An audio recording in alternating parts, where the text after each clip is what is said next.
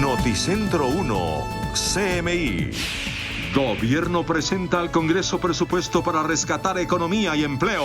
Salud y educación, los sectores que más alto presupuesto tendrán el año entrante. El proyecto prevé mayor endeudamiento el año entrante. Crecen inversión y funcionamiento. Levantan desde el sábado la cuarentena en todos los municipios no COVID. 60% de localidades. Gobierno rechaza propuesta liberal y anuncia que no desmontará el IVA. En riesgo 53 hospitales, dice Contraloría. Bogotá compra ventiladores en Argentina, país que no permite su exportación. Brutal crecimiento de muertes por coronavirus. Cada 4 minutos hay un fallecimiento. Mueren 4 niños. Estados Unidos superan los 150.000 muertos y 4,5 millones de contagiados. Brasil con 90.000 muertos. Las muertes se concentran en estrato 2 y 3. Periodista británico dice que no rectifica su informe sobre Memo Fantasma y vicepresidenta retira denuncia penal. Nuevas duras críticas del presidente Duque a la JEP. 470 detenidos por abuso sexual a niñas, niños y adolescentes. Siguen asesinatos a desmovilizados. Hoy murieron 2 más. El sábado arranca nueva etapa de alivio para deudores bancarios. Cargos por corrupción a general retirado Jorge Salgado, excomandante de 7ª División en Medellín. Turismo reporta pérdidas por 3,5 billones de pesos. Naciones Unidas explica por qué Norte de Santander es el primer productor de coca y cocaína en Pregunta Yamil. Buenas noches. En nuestros secretos de hoy. 1. Un decreto corrige un curioso error del presidente Duque. 2. Coronavirus en la Corte Suprema de Justicia. 3. El Ministerio de Hacienda y el Procurador se pronuncian sobre la segunda emergencia económica. Y Miñapa, por una rifa, el uribismo pierde el cupo de uno de sus máximos exponentes en la Comisión Primera del Senado. 1, 2, 3 y Miñapa al cierre. Con Claudia Palacios y Margarita Ortega. Buenas noches. El gobierno presentó a consideración del Congreso el proyecto de presupuesto para el próximo año, cuya inversión está orientada al rescate de la economía y a la generación de empleo. La iniciativa contempla un mayor endeudamiento. El Ministerio de Hacienda planea enfrentar la crisis económica el año entrante con un presupuesto de 314 billones de pesos, 19,2% por encima del monto del presupuesto actual. Los gastos de funcionamiento aumentan al pasar de 166 billones a 185 billones y a pesar de la crisis, la inversión del gobierno el año entrante pasaría de 43 billones a 53 billones con un aumento de 23%. La reactivación económica de la que está hablando el presidente, vamos a tener una inversión muy alta, cercana a los 53 billones de pesos y esperamos con eso reactivar la economía, generar empleo y garantizarle a la población más vulnerable todas las ayudas que el presidente y el gobierno han prometido. Desde el Congreso de la República consideran que la prioridad en el presupuesto del 2021 deben ser los planes de reactivación del empleo y de la economía. Debemos, en suma, invertir en gasto público de infraestructura, vivienda, vías terciarias, acueductos, alcantarillados, ser un reactivador de la economía. Esa será la ruta para poder prender el motor de la economía colombiana. Por sectores, los mayores presupuestos están concentrados en educación, en salud, en trabajo y en defensa. Ya hay voces críticas en las comisiones económicas del Congreso de la República que consideran insuficiente el monto destinado para la reactivación. Que solamente el 8% estarán destinados para la reactivación económica, lo que no implica más de 4,3 billones de pesos para el próximo año.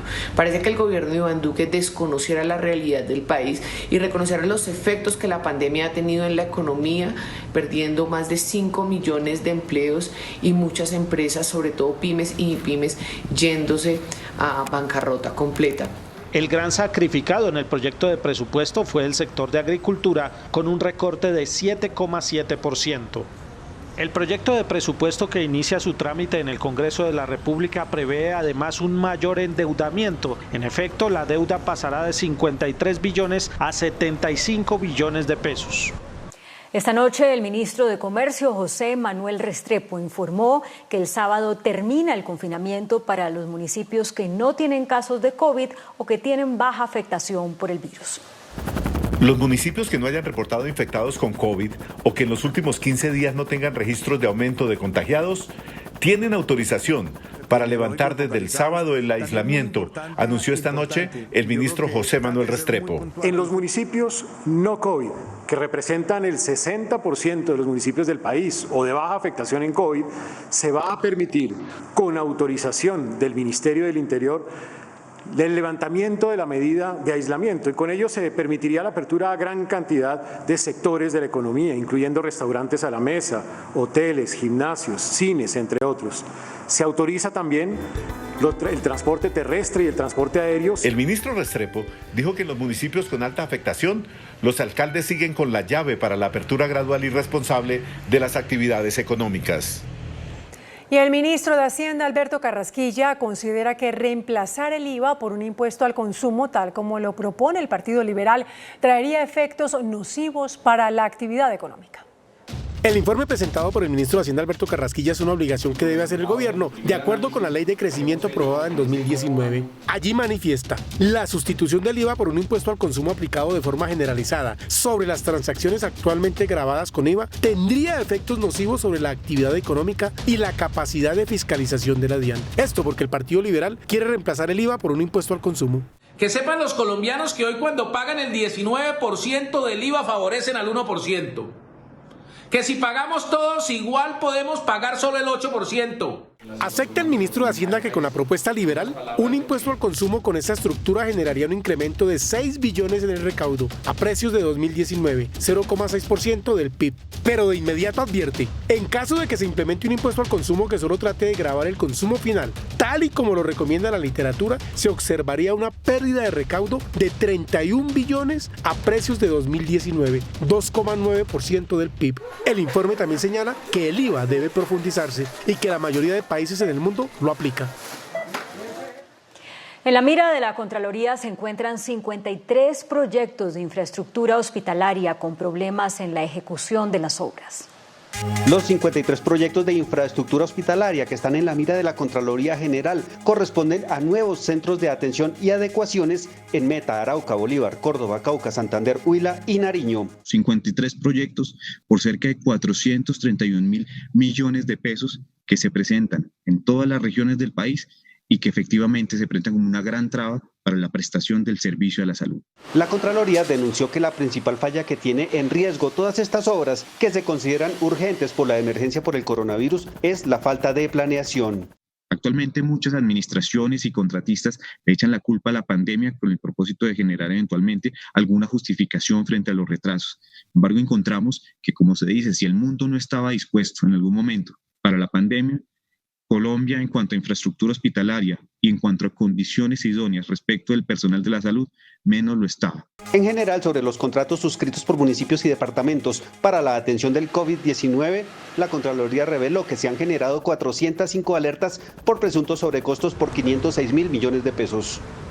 En el Consejo de Bogotá se denunció la compra en Argentina de 70 ventiladores por parte de la administración distrital, los cuales no se han podido importar por las restricciones vigentes en ese país. Aunque la alcaldía de Bogotá adquirió en junio 70 ventiladores de fabricación argentina que se entregarían a mediados de julio. Es una entrega parcial que nos harán la tercera semana de julio. No han llegado y se desconoce la fecha en la que entrarán al país. Hay que decir que el distrito compró tardíamente los ventiladores y hasta el momento no ha llegado el primer ventilador nuevo comprado con recursos de la alcaldía de Bogotá. Según el concejal Forero, Argentina restringió la exportación de ventiladores desde el 31 de marzo. Pese a la medida, Bogotá hizo la compra que hoy está varada en el país gaucho. Ella, a sabiendas de esa restricción, compró los ventiladores con el riesgo de que finalmente puedan no terminar llegando. La Secretaría de Salud, a través de un comunicado, reconoció el retraso, pero aclaró que el proveedor está dentro de los tiempos del contrato. Agrega que el Ministerio de Salud de Argentina ya aprobó el envío de los ventiladores y actualmente está surtiendo un trámite ante el Ministerio de Producción de ese país. La alcaldía espera que lleguen la próxima semana. La ampliación hasta el 1 de septiembre del aislamiento preventivo obligatorio es necesaria para detener el vertiginoso avance del coronavirus en algunas regiones del país. Así lo aseguró a Noticentro 1 CMI el secretario general de la Presidencia, Diego Molano.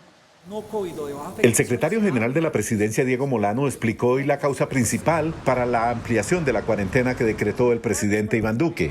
Porque se están presentando unos picos regionales en ciertas ciudades y es necesario controlar la velocidad en esos sitios. En esas condiciones, el gobierno estableció las 4 categorías de municipios según tengan o no afectación del COVID, por lo que habrá cambios en el manejo de la nueva cuarentena que comenzará el próximo sábado. Claro, depende de la categoría de los municipios. En los municipios no COVID o de baja afectación se abren el resto de sectores de la economía, por supuesto, excepto los de entretenimiento, y se mantiene la prohibición a aglomeraciones. Los vuelos nacionales siguen sin autorización, pero la novedad es que puede haber pruebas piloto aún en municipios de alta afectación con COVID. Sin embargo, a solicitud de los alcaldes del municipio de destino, del municipio de origen, podrán desarrollarse proyectos piloto en términos de vuelos aéreos, aplicando todos los protocolos de bioseguridad. También el transporte intermunicipal se regirá por las mismas reglas. Los centros religiosos o iglesias podrán abrirse al culto previa autorización del alcalde y los autocines podrán funcionar con protocolos que autorice el Ministerio de Salud. Colombia reportó el número más alto de fallecidos por coronavirus desde que se detectó la pandemia, 380 en total. En Colombia se confirmó la cifra más alta de fallecidos por COVID-19 en un solo día. 380 personas perdieron la vida a causa del virus. En promedio, cada 4 minutos, un colombiano murió. Una cifra que vuelve a posicionar a Colombia como el primer país del mundo con más muertos en un solo día por millón de habitantes. Por zonas, Bogotá registró la cifra más alta con 125 muertes, seguido de Córdoba, Antioquia y el Atlántico. La cifra de decesos en el país durante la pandemia es de 9.454 víctimas. El Ministerio de Salud confirmó otros 8.670 contagiados de coronavirus, casos detectados que se dieron en su mayoría en la capital del país, con otros 3.782 contagiados y en Antioquia y en el Valle. En Colombia se han infectado 276.055 personas de COVID, cifra que ubica al país como el número 13 en el mundo con más casos. La cifra de recuperados también sigue en ascenso. 6.087 personas vencieron el virus. Ya son en Colombia 142.777 recuperados. Con más de 95.000 contagiados, Bogotá sigue siendo la ciudad más afectada por el COVID-19 en Colombia. La mayoría, tanto de muertos como de infectados en la capital de la República, son población de estrato 2. El coronavirus, con 95.199 casos, sigue ganando terreno en Bogotá y está afectando con mayor fuerza a los estratos bajos. La mayoría de las víctimas por COVID las están poniendo los estratos 2 y 3. De las personas en UCI, por ejemplo, 142 son de estrato 2, 104 del estrato 3, mientras que el estrato 5 y 6 no superan las 5. En las hospitalizaciones, el panorama no es diferente. La mayoría son de estrato 2 con 3.985 pacientes, seguido por el estrato 3. Mitos que puedan existir alrededor de la enfermedad en ciertas poblaciones para, digamos, no creer en la enfermedad o incluso consultar tarde al hospital. En Bogotá han muerto por COVID 2.571 personas y más del 40% son de estrato 2, con 997 registros. Población socioeconómicamente baja, vulnerable, que no ha tenido adherencia por su condición socioeconómica a la cuarentena. Es decir, hay una inequidad en estas condiciones. El virus en Bogotá sigue concentrado en las localidades de Kennedy, Suba, Bosa y Ciudad Bolívar. El INVIMA lanzó una alerta por los riesgos que representa el uso del interferón beta en pacientes con coronavirus. El interferón beta es un tratamiento para pacientes con problemas en el sistema nervioso y enfermedades como la esclerosis. Un comunicado del Ministerio de Salud advierte que el uso del medicamento interferón para tratar síntomas asociados al COVID-19 únicamente está autorizado en ensayos aprobados por el INVIMA. No hay evidencia científica contundente sobre su seguridad ni sobre su eficacia en la prevención o tratamiento de la COVID. El interferón solo se vende bajo fórmula médica, sin embargo en las farmacias en Bogotá ya está agotado. El Ministerio de Salud informó que se están desarrollando investigaciones sobre el uso del interferón en el tratamiento del COVID. Sin embargo, los datos clínicos sobre su seguridad y eficacia son limitados. Y entre tanto, el gobierno creó una comisión de expertos que definirá la estrategia para la compra de la primera vacuna contra el COVID-19 que se produzca en el mundo. El presidente Iván Duque, el ministro de Salud, altos funcionarios del gobierno y los embajadores de Colombia en Reino Unido, China, Estados Unidos y Alemania pasaron hoy revista a los avances de la ciencia y los escenarios del país frente a la eventual producción de una vacuna para enfrentar la pandemia del coronavirus. Se crea un comité médico, un comité de expertos para evaluar los procesos que se están dando en el mundo de desarrollos de vacunas para nosotros tener una aproximación. Hoy tuvimos una reunión del sector salud donde planteamos qué es este comité asesor, sus funciones, que son evaluar las posibilidades, las vacunas, establecer los criterios de priorización, recomendar criterios para el acceso y analizar las experiencias exitosas con el apoyo, como usted decía, señor presidente, de expertos externos que nos apoyarán en la toma de decisiones. El ministro de Salud informó que Colombia participa de un fondo de 160 países para la compra en bloque de la eventual vacuna, para garantizar buen precio y rápida vacunación de sus ciudadanos. El Ministerio de Trabajo diseña un nuevo subsidio para cancelar las incapacidades de trabajadores que deban aislarse por ser casos sospechosos de COVID-19. El ministro de Trabajo, Ángel Custodio Cabrera, confirmó que próximamente se expedirá un nuevo subsidio a las incapacidades de personas que deban aislarse de manera obligatoria por sospecha de coronavirus. Estamos reuniéndonos ya con las ARLs para entregar un auxilio monetario, un auxilio económico y de esa manera que cumplan con esa obligación en su casa y los trabajadores no pierdan su ingreso. Las empresas medianas y pequeñas dicen que no tienen cómo cubrir los costos de las incapacidades por COVID-19. El sistema no está respondiendo aceleradamente y esto no compete solamente a salud. Las administradoras de riesgo laboral también tienen que asumir un costo que tiene que tener un respaldo económico. Por otro lado, en una carta, la Procuraduría le pidió al Ministerio de Salud que les ordene a las EPS pagar incapacidades laborales de los trabajadores que tengan que aislarse obligatoriamente por tener obesidad, diabetes e hipertensión. El representante a la Cámara, Harry González, del Partido Liberal, radicó un proyecto de ley que tiene como propósito autorizar el retiro parcial del ahorro pensional a los trabajadores que tuvieron que dejar de cotizar por cuenta de la crisis económica y laboral generada por la pandemia del COVID-19.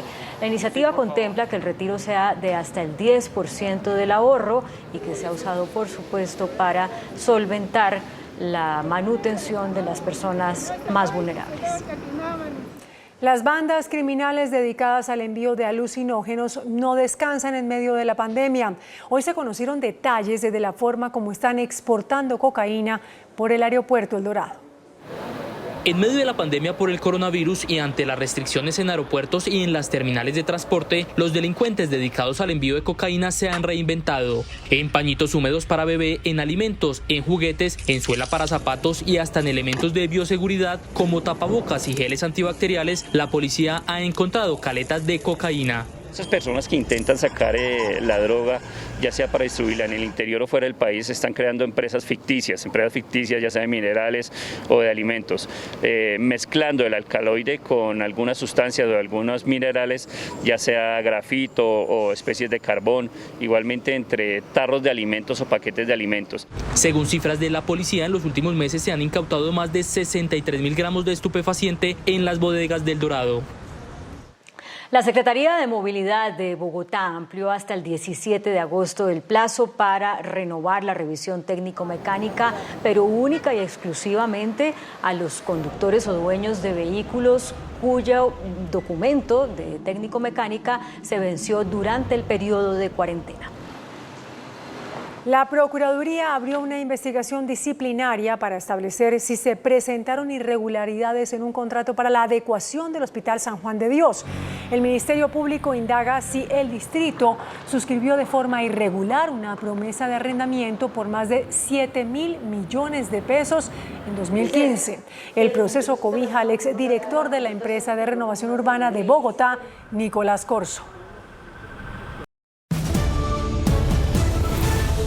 La vicepresidenta Marta Lucía Ramírez retiró la demanda contra el periodista británico Jeremy McDermott, quien, pese al pedido de la funcionaria, no rectificó su investigación contra el presunto narcotraficante Guillermo Acevedo, alias Memo Fantasma.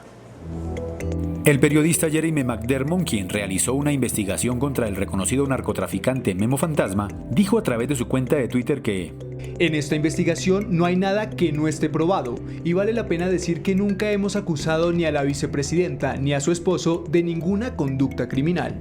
Por eso, asegura el comunicador, no tiene nada que rectificar. Nunca hemos acusado a la vice de ningún conducto criminal y la historia no es sobre ella, es sobre un narcotraficante, un paramilitar, un asesino, Guillermo León Acevedo Giraldo, alias Memo Fantasma. Pese a que no rectificó, la vicepresidenta Marta Lucía Ramírez, también en su cuenta de Twitter, dijo que esta aclaración del periodista McDermott daba fin a la controversia. El caso de Jerry M. McDermott me puso en una encrucijada y la defensa a mi buen nombre prevaleció. Hoy considero el caso superado y retiraré la denuncia penal. La libertad de prensa y la defensa del honor son derechos inalienables y baluarte de la democracia. Para las agremiaciones de periodismo, fue la presión mediática y social la que generó la decisión de la vicepresidenta Marta Lucía Ramírez de trasladar a los estrados judiciales su inconformidad frente a la investigación periodística. El periodista Jeremy McDermott anunció que en los próximos días saldrán nuevas revelaciones sobre alias Memo Fantasma. El presidente Iván Duque lanzó nuevas críticas a la Justicia Especial para la Paz. Dijo que si este tribunal hubiera actuado con celeridad, se hubiera evitado que líderes de las desaparecidas FARC regresaran a la actividad criminal. El presidente Iván Duque aprovechó hoy el lanzamiento de una estrategia gubernamental para combatir el reclutamiento y el abuso de menores, para volver a reclamar a la Justicia Especial para la Paz sanciones ejemplares contra los máximos responsables de las FARC por estos delitos. Se refirió al caso de Iván Márquez, Jesús Santriz y El Paisa, quienes regresaron a las armas, según dijo, después de embolatar a la JEP, y a pesar de que antes de que él llegara a la presidencia ya se advertía que estaban burlando a la justicia para volver al monte. Y estoy seguro que si se hubieran aplicado los incidentes de incumplimiento a tiempo, se les hubiera quitado la velocidad con la que pretendían retomar esas conductas criminales. Duque advirtió que con sus comentarios no está invadiendo la órbita de la JEP. Aquí no hay conflictos de poderes. Aquí no hay intromisiones en la independencia de ningún poder. Lo que hay es un propósito sublime. Recalcó que está pidiendo sanciones ejemplares como elemento necesario para que haya paz sin impunidad. Y este no es un llamado a ninguna contienda ideológica, porque lo que estoy diciendo es la defensa irrestricta de nuestra Constitución y de las herramientas existentes de derecho internacional. El jefe de Estado advirtió que el delito de reclutamiento lo siguen cometiendo hoy en día el ELN, las disidencias de las FARC, el Clan del Golfo y otros grupos criminales. La Fiscalía General de la Nación formulará cargos al general retirado Jorge Arturo Salgado por presuntas irregularidades en contratación. El oficial Jorge Salgado tendrá que asistir a la diligencia que fue solicitada por la Fiscalía y la cual se adelantará ante un magistrado del Tribunal Superior de Bogotá. Según explicaron fuentes cercanas al proceso, el oficial tendrá que responder por una serie de anomalías que se detectaron en el manejo de las finanzas de la 7ª División del Ejército. Esta investigación inició a raíz de una serie de interceptaciones telefónicas hechas a una serie de contratistas en Medellín, en las cuales se mencionan los nombres de varios generales y coroneles. Precisamente por estas grabaciones fue detenido el también general retirado Jorge Romero. El fiscal general Francisco Barbosa presentó los resultados de una redada en la que fueron capturadas 400 personas señaladas de ser abusadoras sexuales de menores de edad. Durante el lanzamiento de la estrategia del gobierno para la protección de los niños, niñas y adolescentes ante el reclutamiento de los grupos ilegales, así como de los abusos sexuales y maltratos, el fiscal general presentó hoy un informe sobre la masiva captura de abusadores sexuales. Hoy hemos capturado esas 470 personas, ya hemos capturado 190 y tenemos 46 personas en los últimos días también tras la cárcel en este momento, y para nosotros no hay límite. El fiscal general también anunció que contra Iván Márquez y sus lugartenientes del Grupo Armado Residual también hay acciones penales. También hemos venido generando con la exclusión de la JEP de exmiembros de las FARC como el señor Iván Márquez, el señor Santrich, el Paisa y alias Walter Mendoza, ya hay investigaciones relativas a este reclutamiento de niños, niñas y adolescentes y uso y utilización en diferentes lugares del territorio nacional. El fiscal general anunció que contra 17 integrantes del Comando Central del ELN también tiene abiertas acciones penales por reclutamiento y utilización de menores en actividades criminales. Un fuerte choque se presentó en la Comisión Primera del Senado por la pretensión del Centro Democrático de modificar los acuerdos de paz. Ojalá se pensara en estos momentos en propuestas como la que nos hizo hace 5 años Paloma Valencia.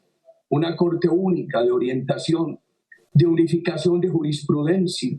Esta afirmación en la plenaria del Senado del presidente Uribe generó controversia. Los amigos del proceso de paz manifiestan que el Centro Democrático quiere acabar los acuerdos. Estamos legislando pensando en el acuerdo de paz, que aunque a usted no le guste, senadora, es parte de la Constitución Nacional.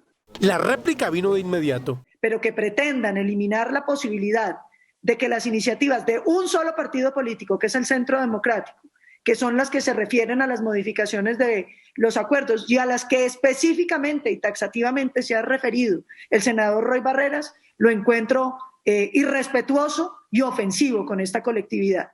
Pero los congresistas pro paz manifiestan que las sesiones virtuales no pueden ser utilizadas para cambiar los acuerdos. Un plebiscito en este momento, un referendo y demás, pues deben ser unos temas que tengan una discusión de forma ordinaria. La discusión está planteada. La Comisión de la Verdad enfrenta una polémica por una supuesta censura a un grupo de militares cuya participación en un evento en el que se esperaba que rindieran su visión sobre hechos relacionados con el conflicto armado fue cancelada. Trabajando en equipo. El comisionado Carlos Ospina denunció la supuesta censura en una carta enviada a todos sus compañeros de la Comisión de la Verdad. No entiendo por qué se quiere plantear una censura contra personas que están en el centro de la discusión. Ospina reaccionó a la cancelación de un evento al que él había invitado al coronel retirado Hernán Mejía, quien tiene una condena a 19 años y 6 procesos por falsos positivos. ¿Acaso los comandantes de las FARC, a los que se le han hecho fastuosos eventos en la misma comisión, no han sido condenados por graves violaciones a los derechos humanos? El padre Francisco de Rú, presidente de la Comisión de la Verdad, dijo que solo permitirá el evento si el coronel reconoce la verdad y pide perdón. La comisión, por decencia con las víctimas y no revictimización de las mismas, no puede dar una plataforma en la que el coronel haga una legitimación pública de su comportamiento. La comisión fue creada en el acuerdo de paz para escribir el documento histórico sobre el conflicto. El Ejército entregará mañana a la Comisión de la Verdad un informe sobre violaciones a los derechos humanos cometidas por las FARC y de las que fueron víctimas militares. Se trata de los informes titulados En Surco de Dolores y Colección Bicentenaria, con los que el Ejército completa la entrega de 40 documentos académicos que reflejan la visión militar sobre el conflicto con las FARC. Estos últimos documentos tratan de demostrar que los métodos violentos de las FARC fueron sistemáticos y constituyeron graves infracciones al derecho internacional humanitario. Contienen testimonios de sobrevivientes a las incursiones de las FARC en Puerres Nariño, Puerto Toledo Meta, Paz de Ariporo en Casanare y Fortul Arauca. El Ejército destaca la forma como la comisión está recibiendo a las víctimas militares y pide que los testimonios de los soldados no solo sean escuchados, sino que tengan un lugar en el informe final sobre el conflicto. Las autoridades capturaron en el sur de Bolívar a 17 personas señaladas de pertenecer al ELN. Hasta Cartagena fueron trasladados 17 integrantes de la subestructura Luis José Solano Sepúlveda del ELN, capturados mediante 30 allanamientos y luego de 18 meses de investigación en una operación realizada en el sur de Bolívar en los municipios de Barranco de Loba, Norosí, Altos del Rosario y los corregimientos de Pueblito Mejía y La Pacha. Quienes venían extorsionando especialmente al gremio de ganaderos, lecheros de la zona rural, pero también a los comerciantes y a la ciudadanía en común de estas poblaciones. Dentro de los capturados se encuentra alias Picho, cabecilla del grupo que cobraba impuestos en la región desde los 10.000 hasta los 10 millones de pesos. 2 excombatientes y desmovilizados de las FARC fueron asesinados en los departamentos de Antioquia y Tolima. El excombatiente y escolta Joyman Jiménez fue asesinado junto a otro hombre que lo acompañaba en zona rural del municipio de Urrao, Antioquia. El ataque sicarial iba dirigido contra otro desmovilizado FARC, quien era su protegido, pero resultó ileso. José Ignacio Sánchez, más conocido como Melkin, fueron asesinados. Unaldo de Jesús Castillo Rueda, en proceso reincorporado y en proceso de reincorporación, firmante de La Paz. Desde la firma de los acuerdos en el año 2016 han sido asesinados 25 excombatientes en Antioquia. En las últimas horas, otro ex-FARC fue ultimado en Anzoátegui, Tolima, sumando así 223 homicidios de desmovilizados en el país. Y hubo una nueva masacre en norte de Santander. Es la tercera en los últimos 20 días. Esta nueva masacre ocurrió en zona rural de Cúcuta, a pocos metros de la frontera con Venezuela, donde aparecieron 4 cadáveres, según las autoridades, asesinados en otro lugar y abandonados en la vereda del Paraíso. En este sector hay una confrontación entre integrantes del ELN e integrantes de los rastrojos. En medicina legal fueron identificados los 4 cadáveres, según la policía: Ronald Rincón, cabecilla de los rastrojos, Jorge Campo, Jairo Restrepo y Jason Ureña, pertenecientes a este grupo armado al margen de la ley. Esta más nueva masacre se suma a las 2 ocurridas en las últimas 3 semanas. 17 personas han sido asesinadas en las 3 masacres. Las autoridades de policía y defensores de derechos humanos coinciden en que es una confrontación por el poder de las rutas del contrabando y el narcotráfico.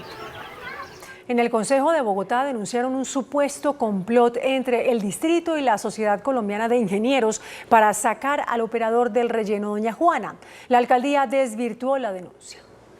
En el Consejo de Bogotá revelaron el audio de una reunión en la que participa la Unidad de Servicios Públicos y la Sociedad Colombiana de Ingenieros. Se reúnen para aparentemente armar pruebas y caducar el contrato de la operación del relleno sanitario Doña Juana. Lo más seguro, casi el 90% de las posibilidades para arriba es que ellos no continúen la operación del relleno. Lo que le preocupa al concejal es que por declarar a como dé lugar la caducidad no se respete el debido proceso. Claramente el distrito se vería abocado a demandas por parte del operador del relleno. El distrito en un comunicado manifestó su preocupación por la grabación ilegal de reuniones privadas. Además dijo, ni la UAS ni sus funcionarios se reúnen a prejuzgar a los contratistas. Por el contrario, le asiste el deber legal de defender los intereses públicos. Después de 11 días de encallamiento, fue rescatado el buque Nordic Wolverine de bandera noruega en la desembocadura del río Magdalena en Barranquilla. El operativo fue hecho por expertos internacionales en coordinación con las autoridades marítimas y portuarias del Caribe. El buque está cargado con 5.200 toneladas de químicos, por lo que será llevado a aguas profundas para que pueda ser examinado su estado en condiciones de seguridad. Este sábado, 1 de agosto, inicia una nueva fase de apoyo a los deudores de la banca. Así lo explicó Asobancaria. A través de la circular 022 de la Superintendencia Financiera de Colombia, se amplían los beneficios para los clientes de la banca que se han visto afectados con las medidas de aislamiento para contener el coronavirus. El programa, que vence esta semana, se extenderá hasta el 31 de diciembre del presente año, con el fin de buscar condiciones favorables para cerca de 11.6 millones de usuarios. Cada cliente, cada deudor tendrá que acercarse a su entidad bancaria, poner en conocimiento su situación y solicitar un alivio o una solución estructural a su crédito. Según el directivo, el plan de acompañamiento al deudor incluye la renegociación de créditos con pagos a mayor plazo, cuotas diferidas y mantener las mismas tasas de interés. La segunda etapa del programa arranca el 1 de agosto. La presidenta de ANATO, Paula Cortés, reveló que las pérdidas del sector turismo por la pandemia alcanzan los 3.5 billones de pesos. Para el sector de servicios mes a mes, la crisis se acentúa y las medidas de aislamiento generan incertidumbre sobre el futuro de esta industria.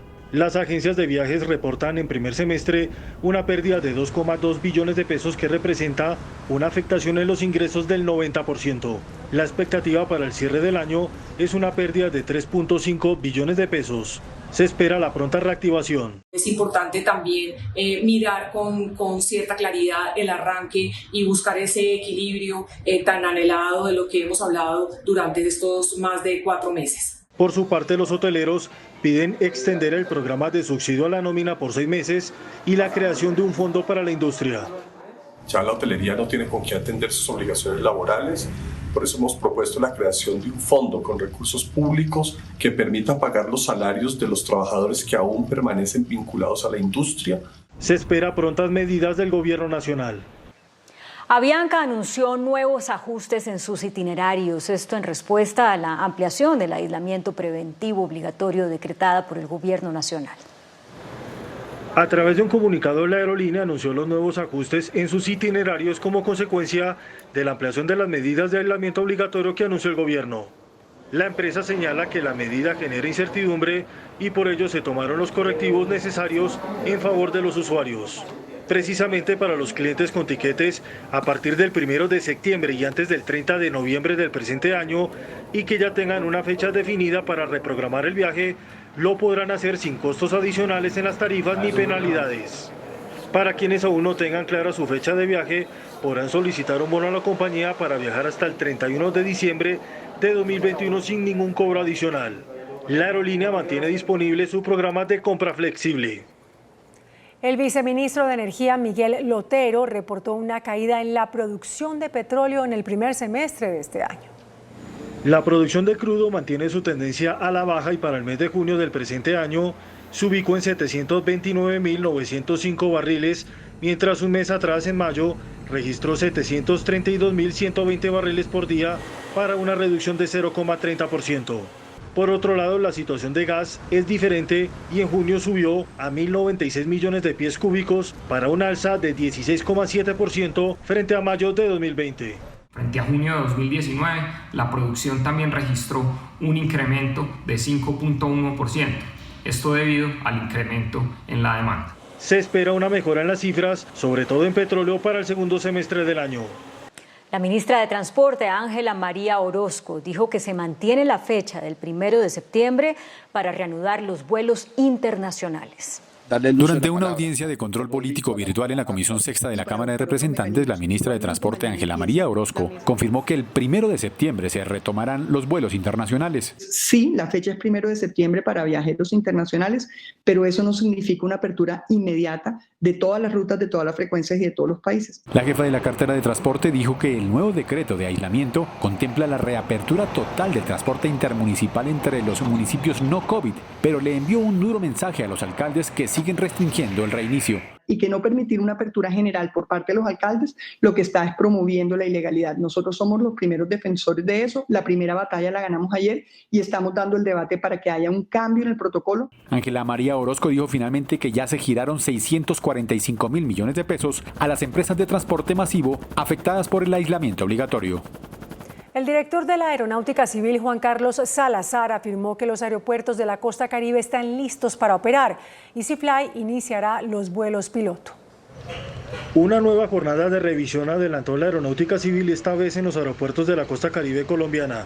Se pasó revista a las terminales de Cartagena, Barranquilla y Santa Marta para establecer el cumplimiento en los protocolos de bioseguridad para iniciar las operaciones. Las aerolíneas como EasyFly están a la espera de la autorización para entrar en operación, siendo la primera empresa que arrancó con los pilotos en Cúcuta y Bucaramanga. Que nos dan la tranquilidad de que estos aeropuertos se encuentran preparados para el reinicio de las operaciones aéreas en el momento en que las autoridades locales, junto con el gobierno nacional, determinen el inicio de una ruta desde estos aeropuertos. Los alcaldes y las autoridades de salud trabajan en la pronta reactivación. El índice de capitalización de la bolsa, que mide el comportamiento de las 20 principales acciones, cerró al alza. El índice de capitalización de la Bolsa de Valores de Colombia subió 0,33% a 1.174 puntos. La acción preferencial Grupo Argos fue la que más subió, con una valorización de 2,26% a 8.600 pesos. La acción de Fabricato fue la que más bajó, con una pérdida de 3,67% a 5 pesos con 78 centavos. La acción más negociada de la jornada fue la de preferencial Grupo Aval, al movilizar más de 27.000 millones de pesos. El dólar cerró a la baja. Indicadores económicos en Noticentro 1 CMI. La tasa representativa del mercado, que regirá para mañana miércoles, será de 3.716 pesos con 89 centavos. Los profesionales del cambio compran la divisa en promedio en 3.350 pesos y la venden en 3.420 pesos. Un euro cuesta 4.370 pesos con 50 centavos. La libra de café en Nueva York se cotizó a $1 con 11 centavos. El azúcar se transó en $12 con 2 centavos la libra. El barril de petróleo WTI se cotizó en $41 con 33 centavos. La referencia Brent para Colombia se cotizó en $44 con 10 centavos. Una acción de Copetrol cuesta 2.250 pesos. La Organización Mundial de la Salud dijo que probablemente el COVID-19 no tenga una segunda ola, sino que va a resurgir cuando se reduzcan la presión y el control. En cuanto una población se descuide y empiece a reducir las medidas de protección para contener la pandemia, el virus puede reaparecer. Así lo asegura la OMS al afirmar que el COVID-19 no registrará una segunda ola, sino que se propagará de forma natural. People are saying second wave, second peak, and because there has been this perception that this disease would behave a little bit like influenza, and it would have a natural peak, and then it would disappear for a while, and then it would come back. What we're seeing is the virus naturally re-emerging when we take pressure off. La organización además afirma que la efectividad de la hidroxicloroquina contra el virus no está confirmada aún, por lo que no recomienda su uso. Estados Unidos sobrepasó hoy las 150.000 muertes por coronavirus, mientras que cerca de 30 millones de personas reportaron al gobierno falta de comida en sus hogares. La pandemia del coronavirus en la nación norteamericana continúa aumentando y parece que aún no parará. En Estados Unidos hay más de 4,4 millones de contagiados y se ha perdido la vida de 150.000 personas. La crisis desatada por la pandemia no solo ha afectado la salud de la nación, sino que también ha provocado que más de 29 millones de adultos no tengan suficiente comida en sus hogares durante la última semana. Esta es la mayor cifra reportada desde abril, según las estadísticas del gobierno, en el tema de escasez alimentaria, que refleja un alza considerable. Las personas que informaron que a veces o a menudo no hubo suficiente comida en sus hogares creció de un 10,8% a 12,1%. Los centros urbanos más afectados se encuentran en los estados de California, Texas, Nueva York y Nueva Jersey. Y al registrar una cifra diaria récord, tanto de muertes como de contagios por COVID-19, Brasil superó los 90.000 muertos por este virus, así como los 2.500.000 contagiados. La propagación del COVID-19 en territorio brasileño no da tregua, cuando la nación latinoamericana es de lejos el principal foco de la pandemia en la región y a nivel mundial reporta las segundas peores cifras de infección y fatalidad. Pese a los lamentables números, en Brasil el coronavirus no deja de romper barreras y tras registrar un récord de casi 1.600 muertes en las últimas 24 horas, el gigante suramericano superó los 90.000 decesos desde el inicio de la pandemia. El país también registró un nuevo máximo de contagios diarios con más de 69.000 infecciones, para alcanzar un total de 2.552.000 casos confirmados. Desde la semana pasada, Brasil reporta cifras sin precedentes. España superó el millar de contagios diarios de coronavirus. Las comunidades de Madrid, Cataluña y Aragón son los principales focos de rebrote. Los nuevos casos de infección en España no dejan de crecer. Mientras las autoridades se mantienen en máxima alerta y dependiendo de cómo evolucione la situación, algunos gobiernos regionales podrían reimponer un confinamiento total y obligatorio.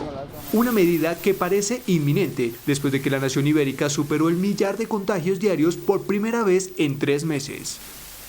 Las comunidades más afectadas son la de Madrid, Cataluña y Aragón, que sumaron más del 70% de los casos registrados en las últimas 24 horas y donde se reportan hasta 100 infectados por cada 100.000 habitantes.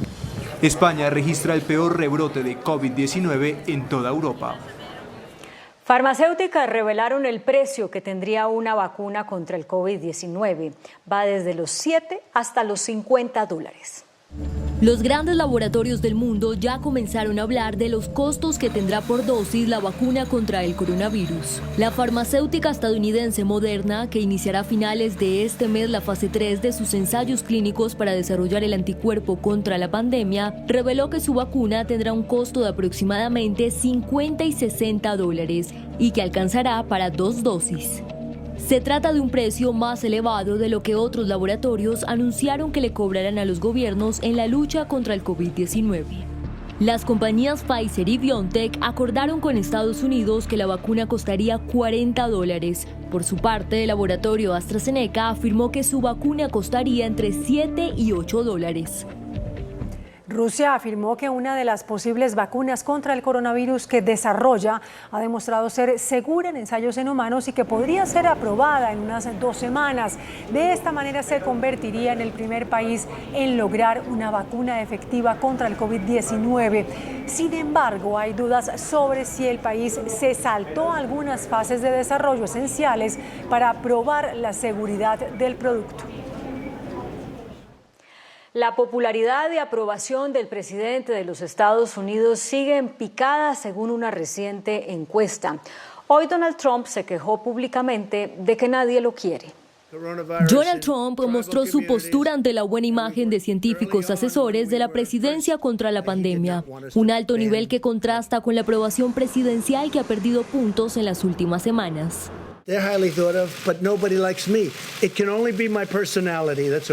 Con estas palabras, el mandatario estadounidense lamentó el descenso de su popularidad y se presentó ante las cámaras como una víctima de ataques injustos sobre su gestión a menos de 100 días de las elecciones presidenciales en Estados Unidos.